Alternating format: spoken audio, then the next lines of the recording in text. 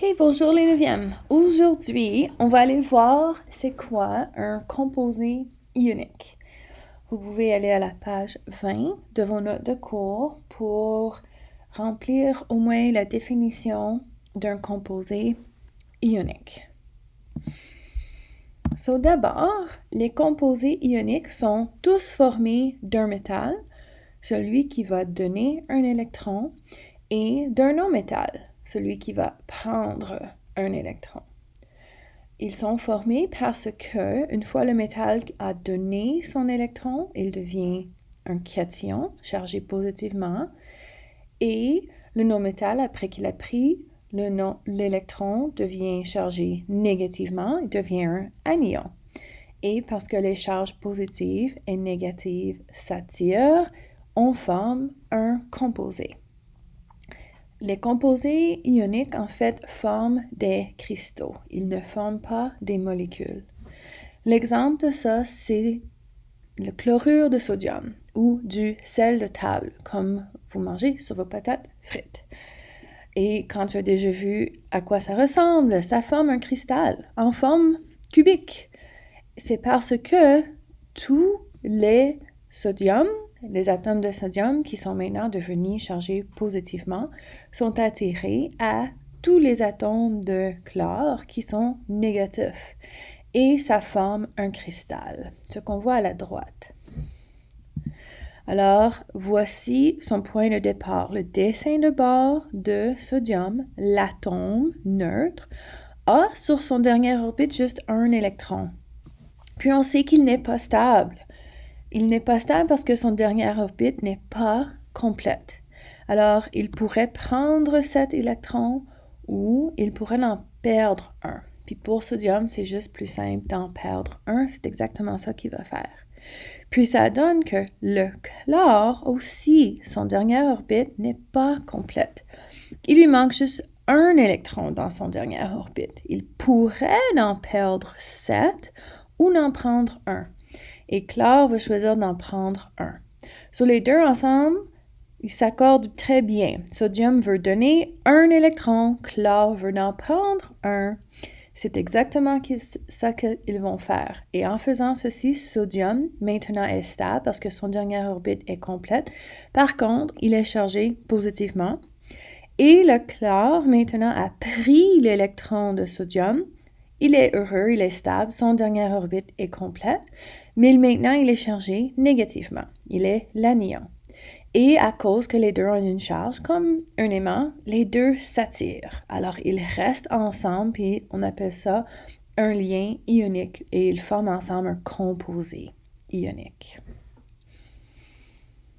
Vous allez maintenant faire aujourd'hui des composés ioniques. Vous pouvez faire ça avec n'importe quel métal et non-métal.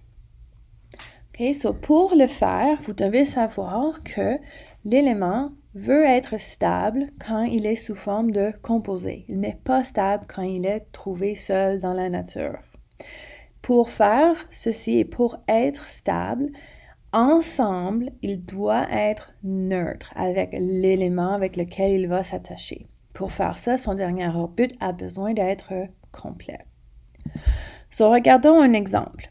Si je choisis n'importe quel cation ou métal du tableau périodique, je prends par exemple le potassium, je regarde sur mon tableau périodique et je vois que potassium forme un ion de plus 1. Je vais choisir maintenant n'importe quel ion, anion ou non-métal du tableau périodique et je choisis le fluor. Le fluor forme l'ion F-1. Comment penses-tu que potassium avec une charge de plus 1 et le fluor ayant une charge de moins 1 pourraient se combiner ensemble pour faire un composé qui est neutre? Si un atome de potassium a une charge de plus 1 et un atome de fluor a une charge de moins 1, ensemble, plus 1 et moins 1 donnent 0. Donc, j'ai un atome de potassium pour un atome de fluor et la formule chimique pour ce composé, c'est KF. Et notez que tout le temps, à chaque fois, le métal est écrit en premier dans la formule chimique. Regardons un deuxième exemple. Je choisis n'importe quel métal, n'importe quel cation. Par exemple, le calcium. Le calcium forme l'ion de 2+. OK, ça c'est écrit dans le tableau périodique. Plus 2. J'ai choisi n'importe quel anion ou non-métal. Dans ce cas-ci, j'ai choisi le brome. Brome a une charge de -1 ou 1-. OK? Comment je pourrais mettre du calcium avec une charge de +2 avec du brome avec une charge de 1- pour se combiner pour faire un composé neutre? Je veux que la charge soit neutre entre les deux. Ici, j'ai +2 et ici, j'ai -1. Si j'ai un rapport de 1 à 1, ça va faire que ma charge nette ici sera +1. Mais moi, je veux un composé neutre. Alors, ce que je peux faire, c'est ajouter un autre atome de brome. Si j'ai un atome de calcium et 2 atomes de brome, et chacun a une charge de -1, +2 d'un côté, -2 de l'autre côté, ensemble, c'est neutre. Donc, maintenant, la formule chimique pour ce composé serait Ca, un atome de calcium, et Br2, 2 atomes de brome. Et maintenant, mon composé est neutre. Et comme toujours, on met toujours le métal, le calcium, en premier dans la formule chimique. Faisons un autre exemple. Je choisis le magnésium.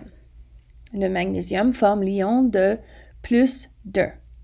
Je choisis maintenant l'azote. L'azote forme l'ion de -3.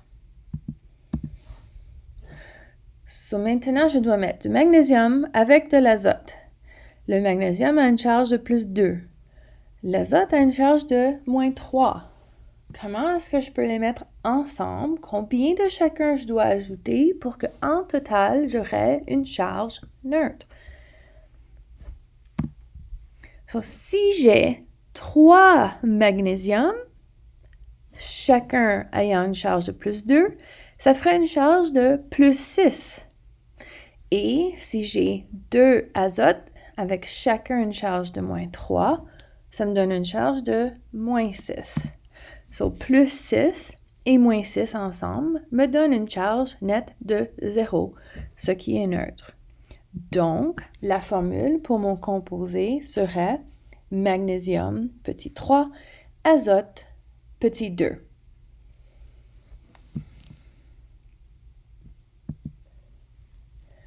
Et comme d'habitude, le métal est toujours écrit en premier dans la formule.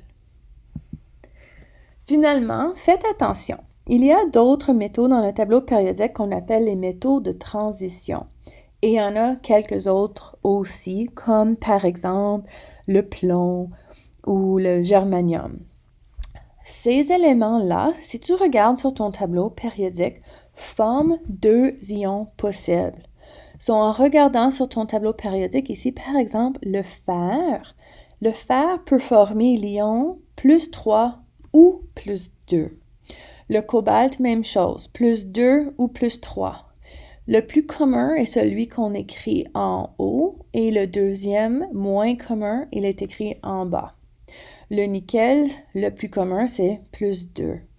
Alors, quand je vais vous dire de former des composés ioniques en utilisant les métaux qui ont plus qu'un ion possible, je dois vous dire lequel.